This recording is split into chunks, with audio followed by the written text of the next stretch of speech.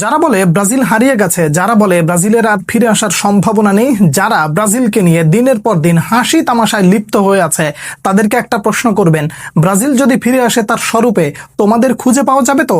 এই প্রশ্নটা এই মুহূর্তে কেন এজন্য করবেন, একজন কার্লো আনচেলত্তির জন্য গোটা ব্রাজিল ভক্তরা কিভাবে অপেক্ষা করেছিল সেটা ধীরে ধীরে ফল পাওয়া শুরু হয়েছে।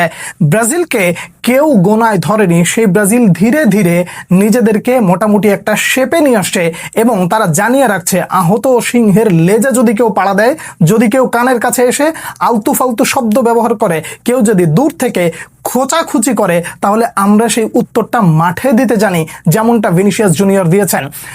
ভিনিসিয়াস জুনিয়রের হ্যাট্রিক হয়ে গেছে এই কথাটা বললে কি আমি এই মুহূর্তে আপনি খুব দুঃখ পাবেন? দুঃখ পাওয়ার তো কিছু নাই। যেই সিদ্ধান্তটা রেফারি দিয়েছে, এই সিদ্ধান্তটা যদি এমন একজন ব্যক্তি আছে যাকে কিনা মোটামুটি অনেকেই খুবই পছন্দ করে, যাকে কিনা মোটামুটি অনেকেই ছাড় দিয়ে চলে, সেই ধরনের মানুষ করলে বোধহয় অনেকটা ছাড় দেওয়া হতো। কিন্তু লোকটা যেহেতু ভিনিসিয়াস, সেহেতু তাকে ছাড়া যাবে না। ভুল হোক আর যেমনিই হোক, যেভাবেই হোক, তাকে মোটামুটি সাইড আউট করতে পারলেই বাঁচি। এই ধরনের মানসিকতায় বোধহয় দেখলাম যেটা ফাউল হয় না সেটাই ফাউল হলো এবং শেষ পর্যন্ত এই ছেলেটার নামের পাশ থেকে একটা গোল কেটে দেওয়া হলো। তারপরেও কি সে থেমেছিল? থেমে থাকেনি। ভিনিসিয়াস জুনিয়র নিজের ক্যারেক্টারটা বলে দিয়েছেন যে আমি মেইন ম্যান হতে জানি এবং এই আনচেলত্তির কথা আসলে আমি কিভাবে শুনি, এভাবেই শুনি যেভাবে তিনি বলে। তিনি মাঠে নামার আগে বলেছিলেন কার্লো আনচেলত্তি আমাকে দুই ডিফেন্ডারের মাঝখানে বেশি সময় বেশি সময় পার করতে বলেছেন, ডিফেন্ডারদের চোখের আড়ালে কিছু সময় থাকতে বলেছেন। আমি সেই কথাগুলো শুনেছিলাম বিধায় আগের ম্যাচে গোলটা পেয়েছি। ঠিক সেই কাজগুলোই এই ম্যাচে স্কটল্যান্ডের বিপক্ষে করলেন। ভিনিসিয়াস জুনিয়র গোল পেলেন, একেবারে নিজের বলে কয়ে গোলটা আদায় করে নিলেন। ভিনিসিয়াস জুনিয়রকে কি আসলেই থামিয়ে রাখা সম্ভব? যারা থামাতে চায় তারাই হয়তো বা একটা সময় থেমে যায়। চ্যাম্পিয়ন্স লিগে যেটা আপনারা দেখেছেন, এই কার্লো আনচেলত্তির আন্ডারে ভিনিসিয়াস জুনিয়র কি করতে পারে। এবার একটু গোটা দলের পারফরমেন্স নিয়ে যদি আপনি কথা বলতে বলেন, একেবারে শুরু করবো অ্যালিসন বেকারকে দিয়ে, যাকে নিয়ে অনেক অভিমান আছে। টাই বেকারে তিনি ভালো কিছু করতে পারেন না, এই দুঃখটা সবসময় থাকবে। তার কারণ টাই বেকারে এই অ্যালিসনের কাছ থেকে যেই পারফরমেন্স সবাই চায় সেটা পাওয়া যায়নি। কিন্তু আজকের ম্যাচে অর্থাৎ স্কটল্যান্ডের বিপক্ষে তিনি যেই সেভগুলো দিয়েছেন, তিনি যেই খেলাটা দেখিয়েছেন, এই অ্যালিসন বেকারকে ব্রাজিলে কি পরিমাণ দরকার সেটাকে আর নতুন করে বলার দরকার আছে? একেবারে যেই দিন পর্যন্ত ব্রাজিল বিশ্বকাপে আছে সেই দিন পর্যন্ত ব্রাজিলের ডাগ আউটে, ব্রাজিলের গোলকিপিং লাইনে সেই লোকটাই দাঁড়িয়ে থাকবে যার নাম অ্যালিসন বেকার। জাস্ট কিছু না, এই পারফরমেন্সটাই দেন, বাকিটা ব্রাজিল কার্লো আনচেলত্তি কি করা দরকার খুব ভালো করে জানে, কিভাবে ম্যাচ বের করে আনতে হয়।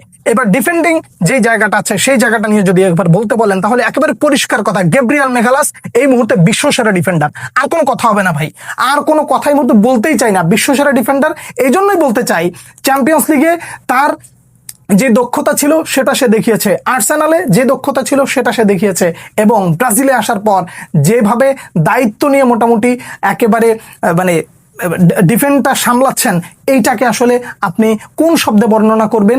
যেই শব্দই বলেন না কেন সেটা কম হয়ে যাবে। মার্কুইনহোস আনবিলিভেবল, তাদের এই দুইজনের জুটিটা আসলেই দুর্দান্ত। ডিফেন্সে সব থেকে বেশি মন কেড়েছে আমার গ্যাব্রিয়েল মেগালাসের সাথে ডগলাস সান্তোস। আনস্টপেবল ম্যান, যা করেছেন দুর্দান্ত, আউটস্ট্যান্ডিং, যেভাবেই বলেন না কেন সেটাই কম হয়ে যাবে। এই লোকটাকে নিয়ে খুব বেশি মাতামাতি করতে চাই না, শুধু বলবো যে কার্লো আনচেলত্তির একটা গোপন অস্ত্র হিসেবে থেকে গেল। মিডফিল্ডে আসেন, ব্রুনো গিমারাইজ যখন ভেতরে ঢোকার প্রয়োজন মনে করেছেন, ডিবক্সের মধ্যে থেকে ঢুকে গেছেন, বক্স টু বক্স যে কানেকশনটা তৈরি করেছেন রায়ানের সাথে, যে মিশেলটা হয়েছে, এই মিশেলটা তো আমরা রাফিনহার ক্ষেত্রেও দেখি নাই, যে ব্রুনো গিমারাইজের সাথে ওই রাইট সাইডের জায়গা থেকে যে সুন্দর একটা মিশেল আমরা দেখতে পেলাম। ব্রুনো গিমারাইজের কাছ থেকে এই পারফরমেন্সটা সত্যিকার অর্থে খুবই দরকার ছিল এবং ব্রাজিল এই ব্রুনো গিমারাইজকে আসলে অনেক দিন ধরে খুঁজছে এবং এই ব্রুনোকে আসলে এই ব্রাজিল জাতীয় দলে এজন্যই দরকার। রায়ান একটা গোল মিস না করলে অবশ্যই তার নামের পাশে একটা গোল যুক্ত হতে পারতো, কিন্তু তারপরেও রায়ান যেটা করেছে এবং কার্লো আনচেলত্তির মন জয় করে ফেলেছে রায়ান, আপনি আর কোনো কথাই জায়গা বলতে পারবেন না। এইটুকু ছেলে ইংলিশ প্রিমিয়ার লিগে দুর্দান্ত দাপিয়ে বেরিয়েছে এবং ব্রাজিল জাতীয় দলে এসে যা শিখায় দেওয়া হয়েছে ঠিক সেটাই করেছে। ম্যাথিউস কুনহা, আলাদা কিছু বলার আছে? সেই তার ট্রেডমার্ক ডান্সটা আপনি হয়তো বা একা একা একটু করে নিতে পারেন। কখনো যদি মনে হয় যে ব্রাজিল ফরওয়ার্ড লাইনে একটা বিশ্বস্ত নাম দরকার, তাহলে ম্যাথুস কুনহাকে আপনি বলতে পারেন। ভিনিসিয়াস জুনিয়রকে আর কিছু বলবো না, বলার দরকার নাই। এই লোকটাকে আরো দরকার, আরো দরকার। যেই মানুষগুলো দিনের পর দিন ওকে ট্রল করেছে তাদের মুখে ঝামা ঘষে দেওয়ার জন্য ভিনিসিয়াস জুনিয়রকে আরো দরকার, ওর আরো পাগলামি দরকার।